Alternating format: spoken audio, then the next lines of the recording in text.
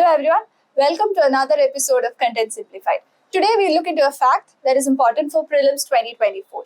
The fact is PRONAB SEN committee. So PRONAB SEN, he is the former Chief Statistician of India. This committee is the Standing Committee on Statistics. This replaces the Standing Committee on Economic Statistics.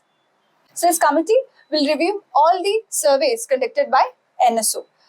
The surveys include periodic labor force survey, economic census, and all the surveys, the methodology and the formula to calculate all will be reviewed by this PRONAB SEN committee.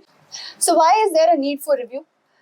It said the data collected recently by various surveys does not match with our developmental progress that India makes, and the methodology used is archaic, and national level data is always important for formulating various policies and programs of the government. So this committee has 14 members. This committee has 14 members, out of which there are 4 non-official members, 9 official members and a member secretary. The total number of members in the committee can be 16.